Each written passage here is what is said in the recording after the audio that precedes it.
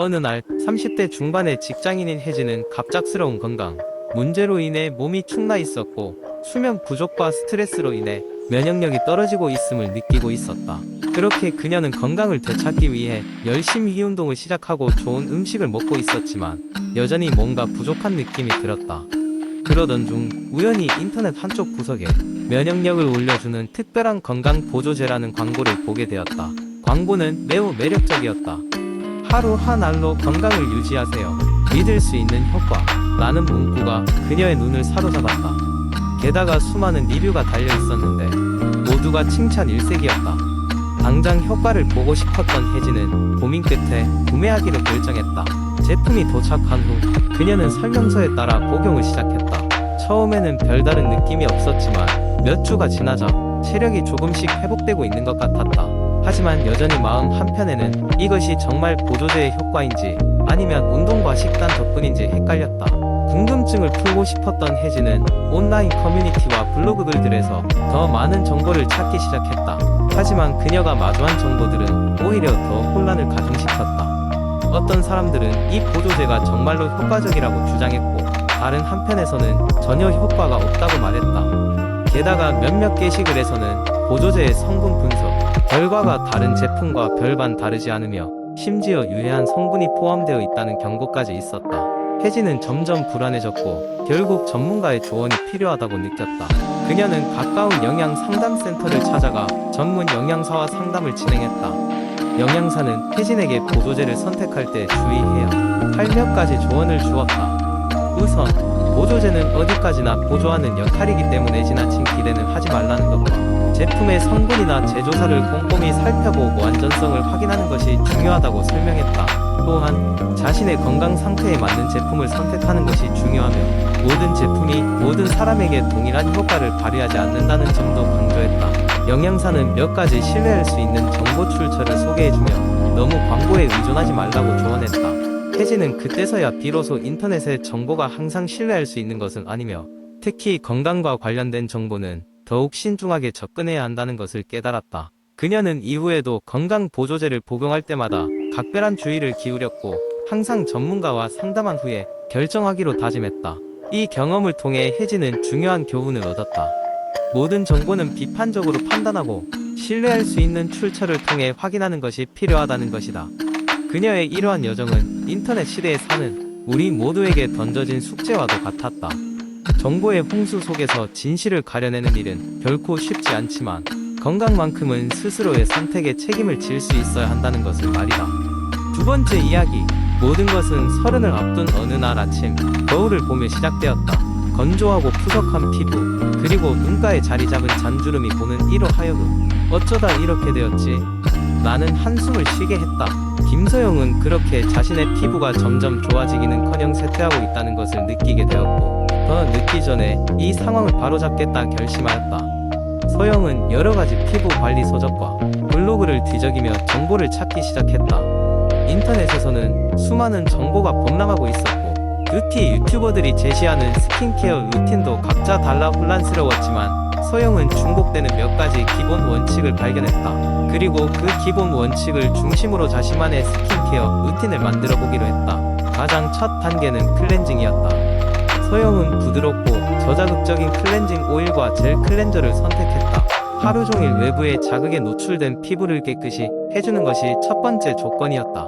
특히 메이크업을 했을 땐 클렌징 오일로 한 번, 젤 클렌저로 한 번 이중 세안을 하는 것을 잊지 않았다. 이렇게 정성스럽게 세안한 후 미온수로 가볍게 헹궈내고 도톰한 타월로 물기를 가볍게 닦아내면 마음의 안정감이 밀려왔다. 두 번째 단계는 토너였다. 서영은 피부의 pH 밸런스를 맞추기 위해 알코올이 포함되지 않은 수분 가득한 토너를 골랐다. 시원한 토너를 화장솜에 적셔 얼굴에 부드럽게 두드리며 발랐고 그러면 피부 속에 쌓인 먼지와 피로도 함께 사라지는 기분이 들었다. 세 번째는 에센스와 세럼을 사용하는 단계였다. 서영은 자신에게 필요한 성분이 무엇인지 고민한 끝에 주름, 개선과 수분 공급을 동시에 해주는 제품을 선택했다. 에센스를 피부에 흡수시키는 동안 마치 영양 한 모금을 두드려 넣는 느낌이 들어 기분이 좋아졌다. 네 번째 단계는 바로 보습 크림이었다. 젊음을 유지하기 위해서는 수분을 가두는 것이 핵심이라 했다. 서영은 피부 타입에 맞는 무겁지 않으면서도 촉촉한 보습 크림을 찾는데 상당한 노력을 기울였다.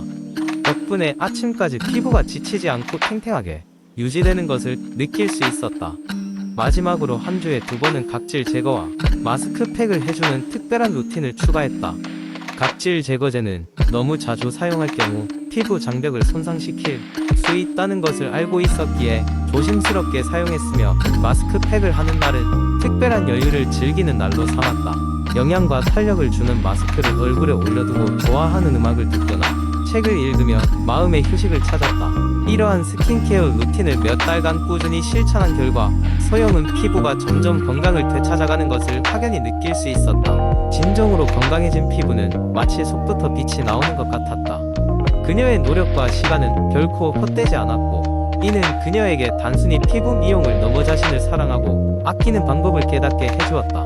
서영은 이제 하루의 시작과 끝에 잠시 멈춰 이 스킨케어 루틴을 즐기며 진정한 자신과 마주하는 시간을 가지는 법을 배웠다. 그리고 이 과정에서 얻은 기쁨은 그녀를 더욱 아름답게 만들어 주었다. 이 이야기를 통해 서영은 주위 사람들에게 건강한 습관의 중요성을 전파하며 그들이 자신을 더욱 사랑할 수 있도록 도움을 주고자 했다. 세 번째 이야기. 어느 작은 마을에 건강과 자연을 사랑하는 소녀 지우가 살고 있었습니다. 지우는 항상 금빛으로 반짝이는 들판을 보며 건강한 삶에 대한 꿈을 키우고 있었죠. 그녀의 할머니는 마을에서 유명한 약초 전문가였고, 지우는 할머니의 옛 지혜를 이어받아 사람들의 면역력을 강화하고자 하는 꿈을 가지게 되었습니다. 하루는 할머니가 지우를 불러 지금이야말로 자연의 힘을 더 많이 활용해야 할 때란다 라며 말씀하셨습니다. 지우는 할머니의 말에 귀를 기울이며 무엇을 도울 수 있을까 고민하기 시작했습니다. 할머니는 다양한 천연 재료들을 이용할 줄 아셨는데, 특히 그 중에서도 마늘, 꿀, 강황, 그리고 생강을 매우 중요하게 여기셨습니다. 첫 번째로 지우는 마늘의 효능에 대해 알아보았습니다. 마을에서는 감기에 걸리면 흔히 말린 마늘을 차로 끓여 마셨는데 정말로 감기 증상이 빨리 나아졌습니다. 마늘의 알리신이 인체의 자연 면역력을 강화해주고 항균 및 항바이러스 작용을 한다는 사실을 알게 되었습니다. 그래서 사람들에게 매일 아침 생마늘 2~3쪽을 꼭 먹도록 추천하기 시작했습니다. 두 번째로는 꿀이었습니다. 할머니는 꿀을 자연의 선물이라고 부르셨습니다. 꿀 속에는 항산화 물질이 풍부하게 들어있어 빈번한 감염, 질환으로부터 보호받을 수 있었습니다.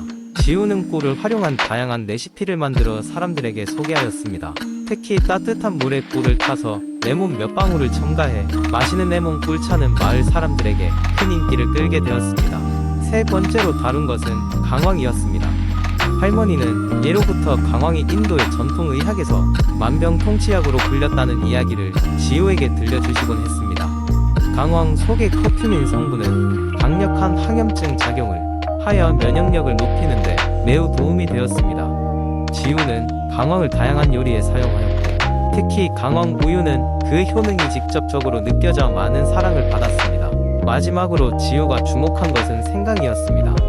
생강차는 몸을 따뜻하게 해주고 소화기, 개통을 건강하게 만드는 데 탁월하였습니다. 생강에 포함된 진저롤은 강력한 항염증 및 항산화 성분으로 인체 면역력을 강화하는 데 큰 역할을 했습니다.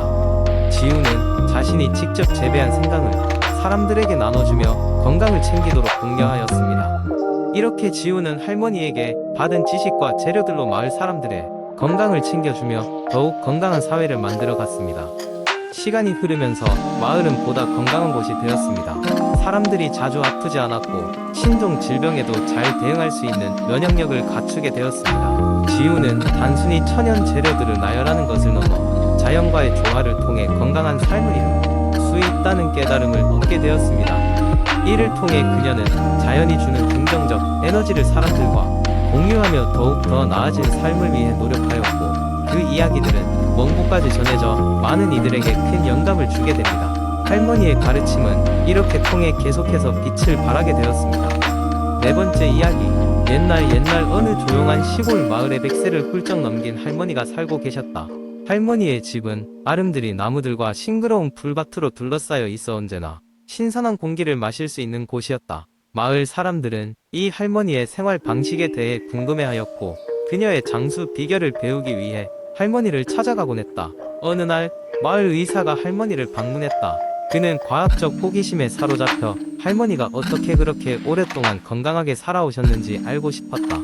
할머니는 의사를 정답게 맞이하며 그녀가 매일 실천하는 생활 습관에 대해 이야기해 주셨다.